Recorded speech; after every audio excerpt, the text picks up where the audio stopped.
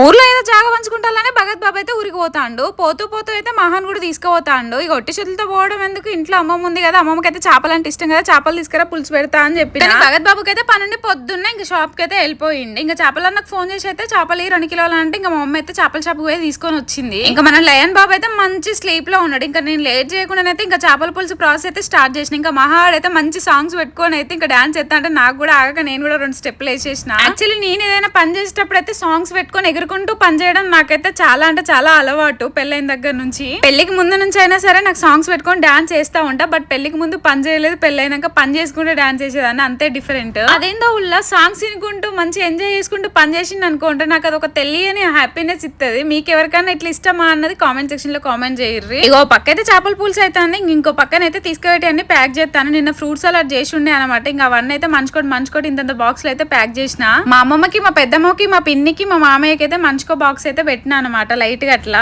మా అమ్మమ్మ అంటే మా హస్బెండ్ వాళ్ళ ఓ నానమ్మ, మా మామయ్య అంటే మా హస్బెండ్ వాళ్ళ డాడీ, మా పెద్దమ్మ అంటే మా హస్బెండ్ వాళ్ళ మెయిన్ అత్త, మా పిన్ని అంటే మీకు అందరూ తెలిసిన ముచ్చటే మా పిన్ని. వీళ్ళందరిది ఒకటే విలేజ్, అందరూ ఒకే దగ్గర పక్క పక్కకు ఉంటారు. అందుకే మంచింతనైతే బాక్స్ లో పెట్టేసిన. ఇంకా మా అమ్మమ్మకి చేపల పులుసు, ఫ్రూట్ సలాడ్ తో పాటు బనానా జ్యూస్ కూడా చేసిన. అమ్మమ్మకి జ్యూస్లు అంటే ఇష్టం అని, నాకు వెళ్ళాలని మస్తు అంటే మస్తు ఉండే. నాకు ఎందుకో మొండ్రాయికి వెళ్తే మస్తు అంటే మస్తు అనిపిస్తుంది, మస్తు ఇష్టం మొండ్రాయికి వెళ్ళడం. కాకపోతే చిన్నోడు ఉన్నాడు, ఫుల్ ఎండ కొడుతుంది కాబట్టి ఇంకెళ్ళలేని సిచ్యువేషన్. మా మమ్మీ లేకపోతే మాత్రం పక్క వెళ్ళదాన్ని, మమ్మీ కూడా ఉంది కాబట్టి ఉండిపోవాల్సి వచ్చింది. మా మామయ్యకి అయితే సంగం డైరీ కర్డ్ చాలా బాగా నచ్చిందంట. ఒక బకెట్ తీసుకురమంటే కేజీ బకెట్ అయితే తీసుకెళ్తున్నాడు. టు బి ఫ్రాంక్ నిజంగా సంగం డైరీ కర్డ్ అయితే చాలా టేస్టీగా ఉంటుంది, ఒకసారి ట్రై చేయాలి. ఇంక ఇలా 10 గంటల లోపు అన్నం కూర అయిపోయింది. ఇక మేము కూడా 11:30 వరకు తినేసినాం మమ్మీ నేను. ఇంక ఇలా భగత్ బాబు లేడు కాబట్టి ఫుల్ టైం వర్క్ చేస్తాడు తమ్ముడు. ఇంకా మార్నింగ్ అయితే భగత్ బాబు అయితే టిఫిన్ చేపించిండు అంటే ఇంకా ఆఫ్టర్నూన్ లంచ్ కి అయితే ఇంటికి వచ్చి తినేసిండు.